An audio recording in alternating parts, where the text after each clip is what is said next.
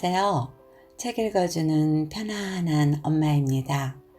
오늘은 21세기를 위한 10권의 도서 선정, 참 애썼다, 그것으로 되었다 의 베스트셀러 작가 정영욱의 위로와 응원을 건네는 책, 나를 사랑하는 연습 중에서 일부를 읽어드리려고 합니다. 작가는 SNS 구독자 20만의 스타 에세이스트로 편지할게요. 밥 한번 먹자 말하지만 얼굴 좀 보고 살잔 뜻입니다. 등을 출간하였으며 젊은 나이에도 출간하는 책마다 뜨거운 반응을 얻으며 베스트셀러와 스테디셀러로 자리매김하고 있습니다. 오늘 읽어드릴 책은 작가가 처음으로 선보이는 자기계발 도서로서 기업을 운영하면서 만난 사람들, 매일 검토하는 수십 권의 원고, 3권의 도서를 집필하면서 쌓인 경험을 기반으로 하고 있습니다. 저의 낭독과 함께하는 이 시간이 여러분 모두에게 휴식의 시간이 될 수 있기를 소망하며 구독과 좋아요를 눌러주시기 바랍니다. 펴낸 곳, 주식회사 부크럼, 지은이, 정영욱. 나를 사랑하는 연습. 착한 사람이라는 프레임. 당신이 주변으로부터 착한 사람이라는 평가를 받고 산다면 그것은 너무 행복한 일이다.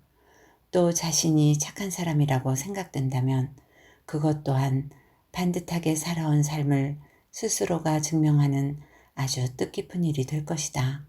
하지만 세상은 착한 사람을 가만히 두지 않는 경우가 많다. 그러므로 착하다는 것은 결코 자랑할 수 없는 장점이 되기도 한다. 당신은 지금껏 착하게 살아왔고 주변에게 살갑게 대해왔기 때문에 착한 사람이라는 프레임이 씌워져 있을 것이다. 주변으로부터, 자신으로부터.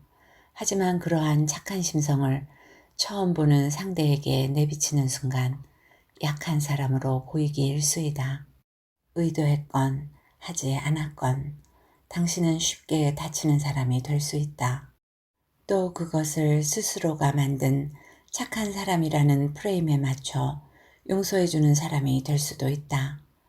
착하다의 정의는 상대적인 개념이다.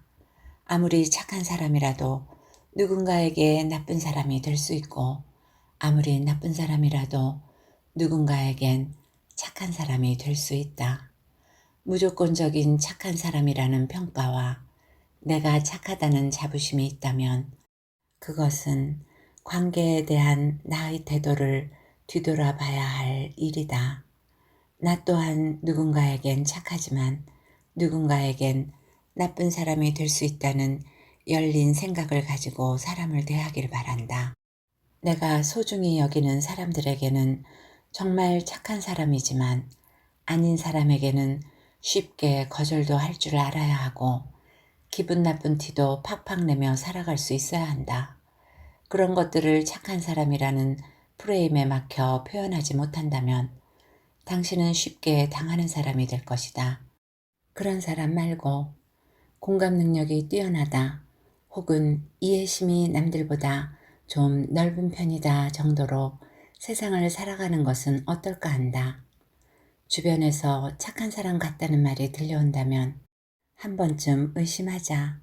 내가 정말 착한 사람 같아서 그런 것인지, 그런 나를 이용하려는 건지, 나 스스로가 착한 사람이라 생각한다면 한 번쯤 의심하자.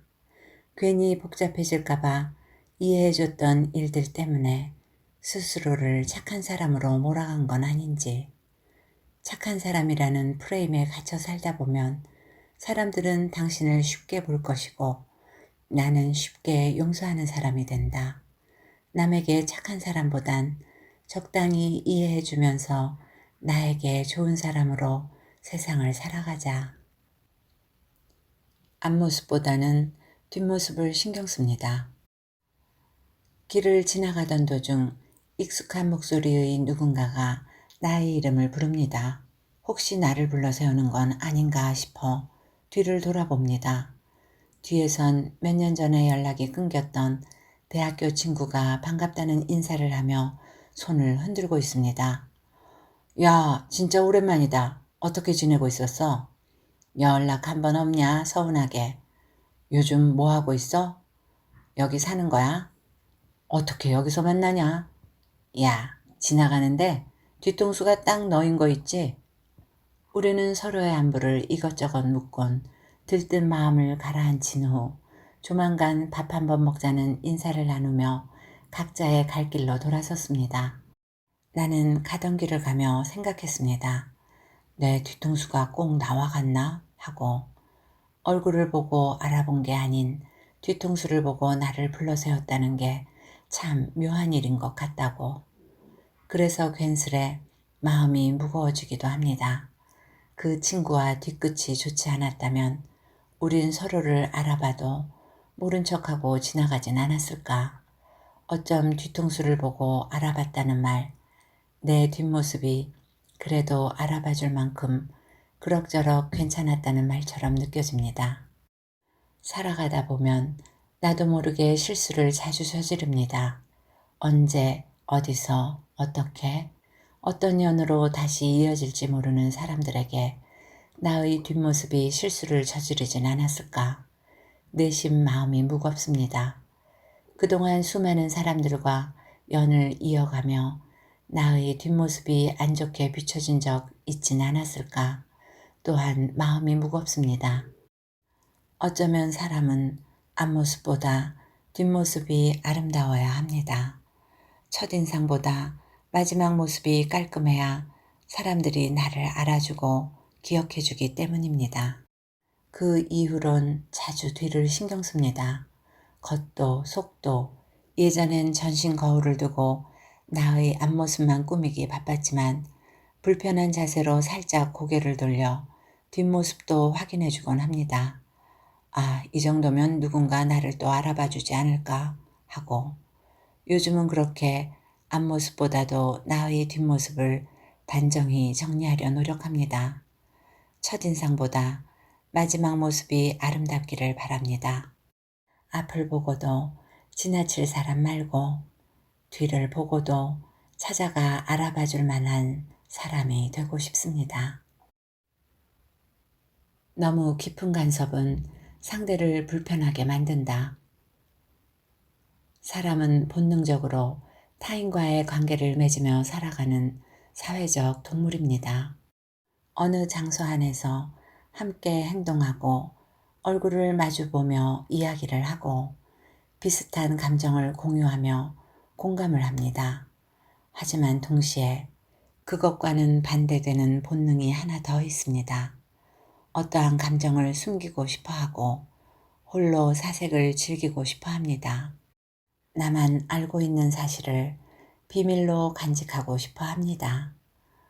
오래 알고 지내다 보면 얼굴만 보아도 목소리만 들어도 어떤 상태인지 알 수 있는 사이가 있습니다. 사랑하는 연인이라든가 친한 친구들 또는 피를 나눈 가족 그리고 오래 함께 일한 직장 동료가 될 수 있겠죠. 서로가 너무 긴밀한 나머지 말을 하지 않아도 웬만큼은 다 알 수 있는 그런 사람들 말입니다. 그런 소중한 사람이 있다면 서로 노력해야 할 것은 소통과 공감보다 깊은 간섭을 자제하는 것일 수도 있습니다. 소통이 안 되어서 감정의 공유가 적어서보다도 각자가 지키고 싶은 선을 넘는 간섭 때문에 관계가 틀어지고 스트레스를 받는 일이 많기 때문입니다. 대부분 이러한 간섭의 선을 알고 있으면서도 지켜주려고 하지 않습니다. 우리 사이에 선을 지켜야 한다는 것 자체가 씁쓸하게 느껴지기 때문입니다. 우리 사이가 어떤 사이인데? 이렇게 괜한 섭섭함이 생기곤 합니다. 부정하고 싶은 선이기 때문입니다. 하지만 가끔은 혼자 있고 싶거나 숨기고 싶은 것 또한 관계를 맺어 살아가고 공감하는 것과 같은 사람의 본능 중 하나라는 걸 잊지 않는다면 조금 덜 섭섭해하면서 서로를 존중해 줄 수 있지 않을까 합니다. 단지 인간이 지닌 본능 중에 하나라고 생각하면서 말입니다. 상대의 어떤 면을 알고 싶더라도, 함께 해결해 주고 싶더라도 상대가 꺼리는 느낌이 든다면 가끔씩은 모른 척 해주고 살아갑시다. 설령 나의 간섭이 그 사람을 위할 수 있는 일이더라도 가끔씩은 적당히 내버려 두고 살아갑시다. 그것이 당신의 소중한 관계를 해치지 않는 어렵지만 쉬운 방법이 될 것입니다. 서로가 들키지 않고 싶은 마음, 혼자만이 알고 싶은 비밀, 혼자만의 시간, 각자만의 취향, 분명히 존재합니다. 아무리 친하더라도, 긴밀하더라도 공유할 수 없고 공유하기 싫은 것들 분명히 존재합니다. 그것을 존중하며 적당히 간섭하고 살아가길 바랍니다. 그런 것들을 존중받으며 함께하는 삶을 살아가길 바랍니다. 자주 표현해 주세요. 자주 알아봐 주세요. 아직은 덜 친한 사람에게 호칭 말고 가끔은 이름을 불러주세요. 그 이름 한마디에 당신은 따뜻한 사람이 되고 상대도 당신에게 따뜻하게 대할 용기를 가지게 될 것입니다. 자주 안부를 물어봐 주세요. 잘 갔다 왔어? 밥은 먹었어? 자주 물음을 던져주세요.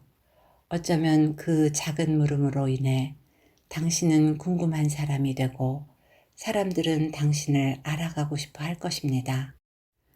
자주 전달해 주세요. 고마워, 미안해, 괜찮아, 보고 싶어. 자주 마음을 전달해 주세요. 고맙단 말엔 미안하단 말이, 미안하단 말엔 고맙단 말이, 괜찮냐는 말엔 보고 싶다는 말이, 보고 싶다는 말엔 괜찮냐는 말이 따라올 것입니다. 자연스럽게 서로에게 소중한 사람들임을 기억할 수 있습니다. 그러니 앞으로 자주 표현해 주세요. 부모님이 이해가 가지 않을 때, 예전에는 부모님 말이 다 옳은 줄 알고 법인 줄 알았지만 머리가 슬슬 커지면서 부모님에게 자신을 내세우게 됩니다. 너무나도 당연한 흐름일 것입니다.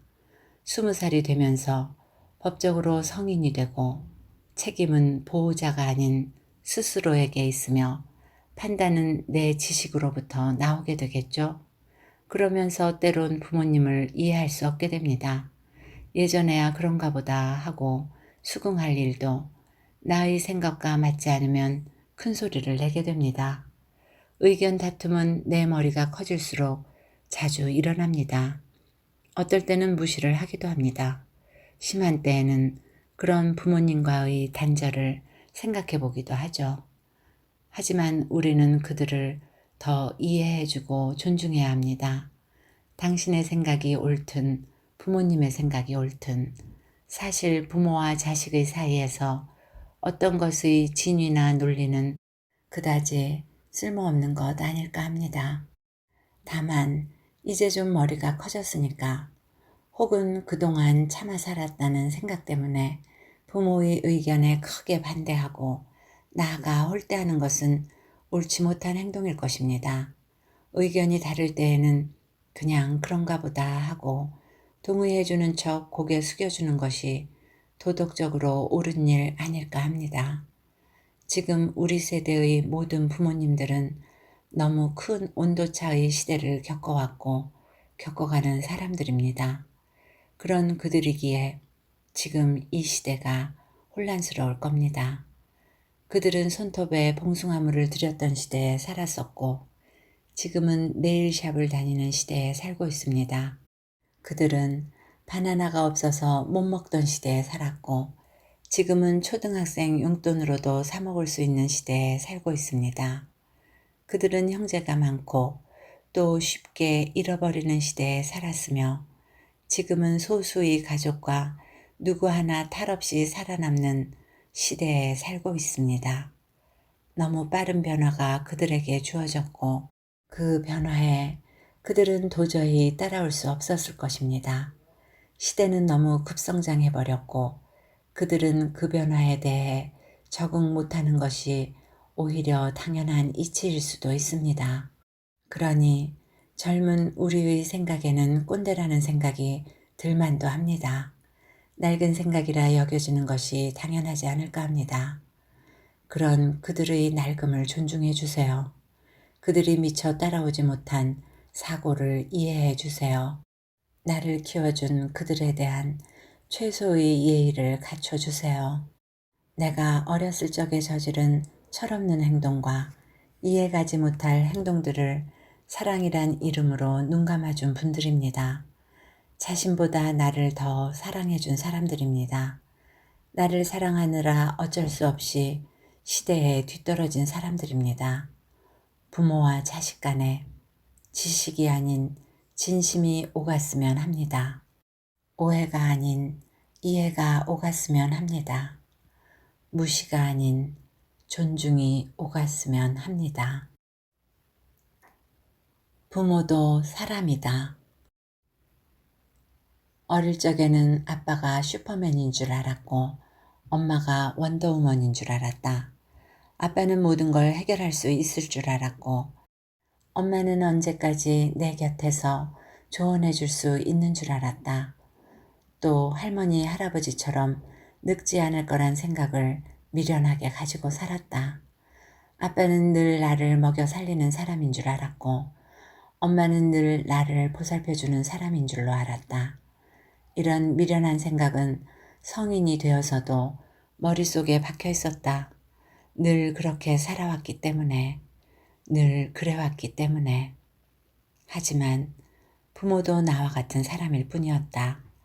결국 해결하지 못하는 일이 있고 삶의 정답을 완벽히 알지도 못한다. 사람이기에 늙고 지금도 시간은 가고 있다. 사람이기에 시기도 있고 미움을 가지고 산다. 보상심리도 있을 것이며 기대라는 것도 가지고 있을 것이다. 그러니 겉으론 어떤 걸 바라진 않았다고 하더라도 그 희생에 대한 보답을 받고 싶을 것이며 동시에 서운함도 가지고 있을 것이다. 우리가 그에 대해 보답할 능력이 되는데도 자신의 삶에만 빠져 살며 그들의 희생을 잊어버리면 안 된다. 그들도 앞으로의 노후가 두려울 것이며 시간이 가며 힘이 약해지고 있음을 가장 잘 알고 있을 것이다. 당신이 강해졌다고 해서 그들을 홀대하여서도 안 된다. 그들은 당신이 가장 약할 때 언제나 방패막이를 해주던 강한 사람이었지만 지금은 쇠약해진 참전 용사일 것이다. 결국 그들도 다 똑같은 사람일 뿐이다. 자신보다 당신을 사랑해왔고 지금도 그럴 것이지만 당신만큼이나 스스로를 사랑하는 사람이며 또 그래야 할 사람들이다. 그들의 존재에 대한 보답을 게을리하지 말자. 긴 시간 동안의 희생을 외면하지 말자. 감정적으로 보나 이성적으로 보나 우리 삶의 일부를 떼어내어 그들에게 보답하는 것이 옳다. 그리고 그것이 빠를수록 나에게 후회가 적을 것이다. 당신은 괜찮아지는 사람입니다. 삶은 늘 우리에게 시련을 주기에 쉽게 두려워집니다. 또 시련에 알몸으로 노출되어 있기에 걱정을 하며 지레 겁먹기도 하는 것이죠. 우리는 지금까지 살아오기 위하여 참 많은 시련을 겪어왔습니다. 늘 그래왔습니다. 끊임없이 어떤 일이 일어나고 나는 그것을 해결하려 끙끙 앓았죠. 내 손으로 해결할 수 있든 해결할 수 없든 그것과 상관없이 두렵고 마음이 쓰이고 그랬습니다. 나의 삶을 되짚어 봅니다. 어린 시절 꼬마였을 때로 돌아가 봅니다. 자그마한 성적표 하나에도 밥이 넘어가지 않을 정도로 목이 메고 두려운 마음에 얼굴이 새하얗게 질리던 내가 있습니다. 힘이 센 친구의 겁박이 두려워서 잠을 못 이루던 내가 있습니다. 호랑이 같은 아버지의 일찍 들어오란 문자 하나에 가슴이 철렁했던 내가 있습니다. 이렇게 되짚어보면 비교적 몇 년간의 일들도 이와 같은 이치였습니다. 지나가 보면 별거 아닌 일인데 두려워했고 걱정했던 내가 있습니다. 또 일어나지도 않을 걱정에 잠 못 이루던 내가 있습니다. 그때의 시련들을 부정하고자 함은 아닙니다. 단지 참 두렵고 마음고생 한참 했던 일들도 시간이 지나면 왜 그렇게 걱정했나 싶고 뭐가 그렇게 두려웠을까 싶은 생각이 든다는 겁니다. 나에게 시련은 있었지만 언제나처럼 지나갔고 나는 또 언제나처럼 아무렇지 않게 생각해 왔습니다. 그러니까 우린 늘 괜찮아지는 사람이라는 것이죠. 참 다행인 일입니다. 당신도 나도 결국은 괜찮아지는 사람입니다. 걱정한다고 달라질 거 없는 일들이 너무 많고 지금 걱정해봤자 나중엔 별거 아닌 일들이 너무 많습니다. 지금 당장 일어난 일 때문에 걱정되는 게 아니라면 그러니까 그동안 많은 시련을 겪어오면서 생긴 일어나지도 않을 일에 대한 방어 본능의 두려움과 걱정이라면 감히 괜찮다 말할 수 있겠습니다. 대부분 일어나지도 않을 일들이고 당신을 해치지 않을 일들입니다. 또 일어난다고 해도 우리는 늘 괜찮아져 왔던 사람이고 이번 일도 늘 그랬듯 괜찮아질 것입니다. 오늘부터 나에게 말해줍시다. 괜한 일로 시간과 감정을 낭비하지 않도록. 괜찮아질 거야. 늘 그래왔듯 앞으로도 꼭 그렇게 나는 늘 괜찮아지는 사람이었으니까. 나의 삶은 타인이 대신 살아주지 못한다. 나의 삶은 누가 대신 살아주지 않는다. 아니 못한다. 타인의 도움을 받을 순 있어도 조언을 참고할 순 있어도 순간순간의 선택은 내가 행하는 것이며 그러한 결과의 도출 또한 나의 손에 달려있다. 그렇다.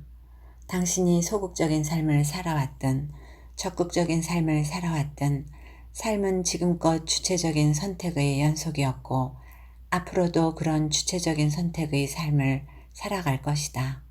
하지만 아이러니하게도 나의 삶의 관계라는 것이 스며들면서 삶이 점점 타인의 위주로 기운다. 스스로가 느끼는 것보다 타인의 조언에 조금 더 귀가 기운다. 자신이 옳다 생각하는 일에도 타인이 부정적이라면 다른 방향으로 마음이 기운다. 그러면서 모든 선택을 스스로가 행하겠지만 그 이유는 타인으로부터 결정되곤 한다. 주체적이지만 주체적이지 못한 삶을 살아가는 것이다. 잊지 말아야 한다. 꼭 별 5개의 맛집이 아니라도 나의 입맛에 맞으면 그곳은 나에게 먹는 것에 행복을 주는 맛집일 것이다. 꼭 높은 평점의 영화가 아니더라도 내가 재미있다면 그것은 나의 인생에서의 기억에 남을 명작이 될 것이다. 소문난 관광지가 아니더라도 내 마음이 편하다면 세상에 둘도 없는 나만의 휴식처일 것이다. 타인의 의견과 조언, 도움을 참고하는 것은 좋다. 하지만 타인의 생각에 의해 선택의 잣대가 자주 흔들린다면 나에게 맞는 것을 자주 누리지 못하고 살게 될 것이며 나의 것을 잃어버리고 살 것이다. 타인의 의견은 적당히만 이용하고 살자. 선택은 내가 하겠지만 선택의 이유가 타인에게서 나온다면 책임에 대해서도 남 탓만 하고 사는 반쪽뿐인 삶이 될 것이다. 발전이 없는 삶이 될 것이다. 만족도 없는 삶이 될 것이다. 당신의 의견, 당신의 선택, 당신의 책임, 그리고 당신의 평가를 소중히 하길 바란다. 삶은 타인이 대신 살아주지 못하며 살아주어도 안 되는 것이다. 그러니 선택과 책임에 있어서 나의 마음에 귀를 기울여주자. 내가 이 세상에서 온전히 가질 수 있는 유일한 것, 나의 삶이다. 아무 노력도 없이 빼앗겨 버린다면 배 아프지 않겠는가? 당신은 생각보다 많은 걸 가진 사람입니다. 살아가다 보면 내가 가진 것이 별로 없는 사람이라고 느껴질 때가 많습니다. 그럴 땐 그동안 살아온 삶에 회의감이 들기도 하며 후회가 몰려오기도 합니다. 때론 가지지 못했다 생각되는 것에 집착하게 되고 그 집착만큼 열등감이 생기기도 합니다. 사람은 본능적으로 부족한 것을 채우려고 합니다. 굉장히 당연한 일이며 어느 때에는 살아가는 데에 있어 충분한 양분이 되기도 합니다. 하지만 그것이 삶의 목적이 된다면 우리의 삶은 점차 시들어갈 것입니다. 남의 것을 빼앗으려 들기도 하며 도덕적으로 옳지 못한 생각을 하기도 합니다. 또 그렇게 부당히 얻은 것들은 금방이고 나의 곁을 떠나기에 또다시 나는 허무함을 느끼게 될 것이고 채우기 위해 발버둥을 칠 것입니다. 이런 악순환을 끊는 방법은 다 가지거나 나를 변화시키거나 둘 중 하나입니다. 생각해보면 우리는 참 많은 것을 가지고 있는 사람들입니다. 동등하게 가지고 있는 것도 많으며 약간은 부족하지만 내가 살아갈 수 있을 만큼은 꼭 가지고 있는 것들이 많습니다. 또 남이 가지지 못한 것을 가진 사람도 있으며 남이 필요한 것이 본인에게는 별 필요 없는 것인 사람도 있습니다. 상황을 면밀히 따져본다면 셀 수 없이 많은 것을 가졌다는 말입니다. 이 말이 의심된다면 지금 수첩을 들어 내가 가진 것 리스트를 적어보시길 바랍니다. 그 수첩 전부를 채워도 내가 가지고 있는 것을 다 기록하지 못할 만큼 우리에게는 가진 것이 참 많습니다. 물, 생명, 공기, 반팔티, 바지, 컵, 친구, 직장, 가족, 침대 등등. 사람은 필요에 의해 어떤 것을 소유해야 합니다. 곁에 무언가 꼭 있어야 합니다. 나의 것을 사용하고 가진 것들에 소속됨으로써 삶이 윤택해집니다. 하지만 내가 가지고 있지만 지금은 필요하지 않은 어떤 것이라도 내가 가진 것에 속한다는 것입니다. 내가 가지고 있지만 몰라주던 것들도 내가 가진 것에 속한다는 것입니다. 능력, 성격, 사람, 물건 모두가요. 나는 남보다 덜 가진 사람이 아니라 남보다 덜 알아주는 사람일 수도 있습니다. 무언가 부족하게 가진 사람이 아니라 무언가 부족하게 알아주었던 사람일 수도 있습니다. 내가 가진 것을 몰라주고 괜한 곳에서 쟁취하려 하는 사람일 수도 있습니다. 괜한 것을 부러워하는 사람일 수도 있습니다. 가진 것을 알아주는 것은 당신의 몫입니다. 그동안 모르고 있어 썩혔던 능력을 찾아내 발휘하는 것도 당신이며 참고 있던 성격을 살리는 것도 당신입니다. 잊고 있었던 사람을 만나는 것도 당신이며 사용하지 못한 것을 야무지게 사용하는 것도 당신입니다. 그런 것들을 몰라주고 다른 것으로 채우려고 한다면 그것이야말로 당신이 온전히 소유할 에너지를 잃어가는 길입니다. 낭비일 것입니다. 수첩에 적어보기만 해도 내가 가진 것은 내 생각보다 훨씬 많습니다. 없는 것에 대해 얻으려는 것보다는 있는 것을 찾아 알아주고 이롭게 활용할 수 있는 삶을 지향하기를 바랍니다. 당신 생각보다 당신은 참 많이 가진 사람입니다. 그것을 알아주는 것 또한 오로지 당신만이 할 수 있는 일입니다. 사람은 마음먹은 대로 그런 사람이 된다. 오랜만에 만난 친구는 안색이 영 어두워 보였다. 그는 본인이 원하는 대학 진학을 꿈꾸는 삼수생이었다. 친구들은 다들 대학에 가서 자신의 삶을 살고 있는데 남들 다 가는 대학에도 못 가고 못난 하루를 살아간다고. 오랜만에 만난 친구는 그런 한탄을 연거푸 뱉고 있었다.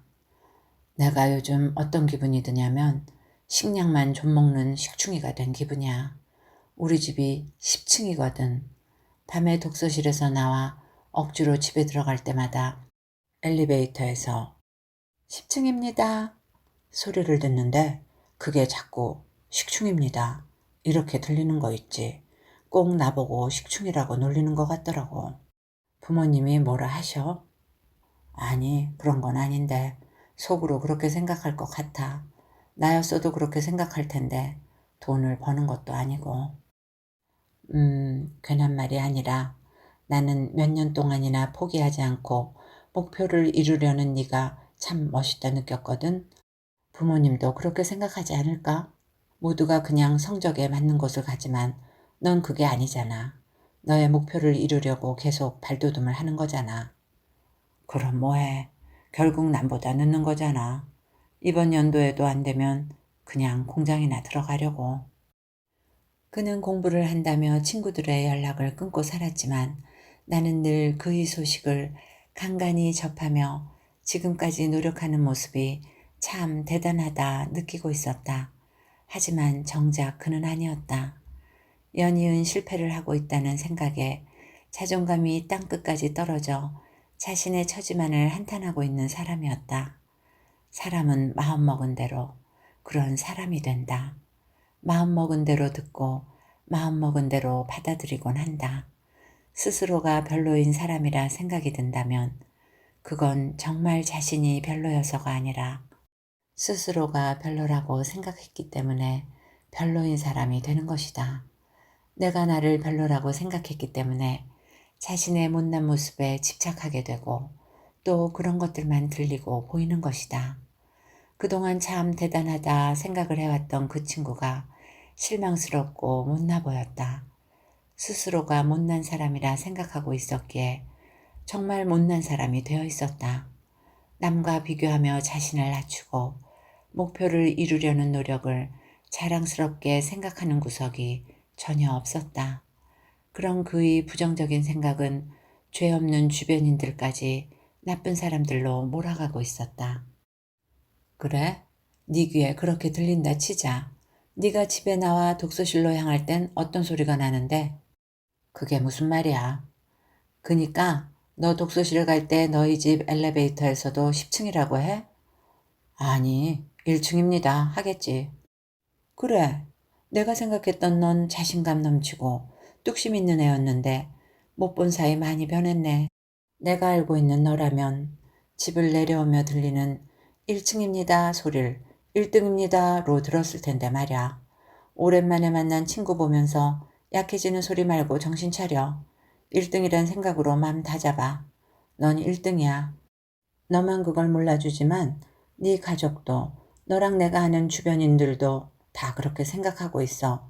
식충이가 아닌 1등이라고 믿고 있다고 다들. 친구는 다음 해 자신이 원하는 대학에 붙어 스스로의 삶을 1등으로 살아가고 있다. 어쩌면 그는 현대 사회를 헤쳐나가는 사람들의 표본적인 모습이었다. 살아가면 살아갈수록 자책하는 순간이 늘어난다. 남들은 나를 다르다고 보고 있는데 정작 자신은 내가 틀렸다고 기죽는 시간이 많아진다. 그렇게 점점 못난 사람이 되어가는 것이다. 우리가 사는 그 짧은 시간 동안 보고 듣고 느낀다면 또 그것들로 인해 스스로를 어떠한 사람이라 생각하고 그 생각만큼 그런 사람이 되는 거라면 그렇다면 우리 조금 더 나를 괜찮은 사람으로 보고 듣고 느껴줘야 하지 않을까. 사람은 마음먹은 대로 그런 사람이 된다. 나를 멋진 사람으로 생각하면 그만큼 멋진 사람이 되고, 나를 못난 사람으로 생각하면 그만큼 못난 사람이 된다. 어떤 일로 스스로를 별로인 사람이라 생각한다면 어떤 일과는 상관없이 당신은 별로인 사람이 되어 있을 것이다. 아무 하자없는 나를 못난 사람으로 만든 정말 별로인 사람이 되어 있을 것이다.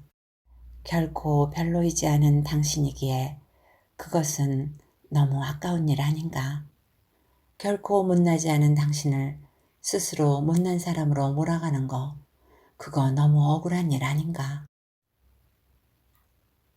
정리하는 습관이 삶을 가볍게 만듭니다. 돈은 잘 모으는 것도 중요하지만 그만큼 잘 쓰는 것도 중요하다는 어머니 말씀이 떠오릅니다. 삶을 살아갈수록 모으는 것보다 정리하는 것이 중요하다는 생각을 합니다. 하지만 늘 쌓아두며 살기 바빴습니다. 언젠가 필요할 것 같아서 산 물건들, 당장 필요해서 산 물건들, 이제는 쓰지 않는다 해도 언젠간 다시 쓰겠지 하면서 나의 방안을 가득 메우곤 합니다. 그런 것들이 쌓이면서 삶의 예민함도 함께 쌓여갑니다. 물건이 쌓일수록 내가 편하게 다닐 수 있는 바닥이 점점 좁아집니다. 몸을 움직일 때마다 쓰러지는 것들이 많아지며 어떤 물건이 있었는지 기억이 잘 안 나곤 합니다. 그러니 필요한 것을 찾을 때에 헤매기 일쑤입니다. 사람은 비어있는 것보다 꽉 찬 것을 좋아합니다. 어쩌면 우리의 그러한 습관은 관계를 향한 태도에서도 비슷하게 적용되지 않을까 합니다. 마음에 한번 들여놓은 사람을 잘 버리지 못하고 살아갑니다. 완벽히 정리하지 못한 채 또 다른 사람을 마음 안에 들여놓습니다. 그러니 창고같이 변한 방처럼 비좁은 마음을 달고 살기 일쑤입니다. 예민해집니다. 여유 없는 마음으로 주변을 대하며 살아갑니다. 하지만 무감각해집니다. 예전에는 사소한 것에도 흥이 났던 내가 이젠 특별한 것에도 감흥이 없어집니다. 복잡해집니다. 기억이 엉켜버려서 스스로의 감정에 대해 잘 모르는 상태까지 이르기도 합니다. 우리는 그러한 여러 가지 부족함을 또 다른 사람에게서 충족하고자 합니다. 건강하고 여유로운 삶을 위해선 물건도 사람도 정리하는 연습이 필요하지 않을까 합니다. 딱히 모아두고 잡아두는 것이 풍요로운 것은 아니란 말이죠. 나에게 필요한 것들, 소중한 것들을 적당히 곁에 두면서 여유를 두는 것이 가장 풍요로운 것 아닐까 생각이 듭니다. 당신의 삶이 탁하게 느껴진다면 곁에 있는 것을 보내주지 못하고 쌓아놓기만 해서일 수도 있겠습니다. 우리는 지금껏 가지고 살아가는 것엔 익숙했지만 버리고 정리하는 것엔 익숙지 못한 사람들이었습니다. 그것이 나의 여유와 감정을 좀 먹고 있는 건지도 모르겠습니다. 어느 정도 비워내야 탈 없이 채워넣을 수 있습니다. 당신의 주변을, 마음을 조금 더 가볍게 하는 연습이 있었으면 좋겠습니다. 그것으로 더 진중하게 사랑하고 무게 있게 간직하는 사람이 되었으면 좋겠습니다. 온전히 정리한 후 쌓아가는 습관으로 한층 더 개운한 삶을 살아갔으면 좋겠습니다. 읽어드릴 부분은 여기까지입니다. 좋은 시간이 되셨는지요? 여러분 모두에게 즐겁고 유익한 시간이 되셨기를 바라며 오늘도 행복하세요.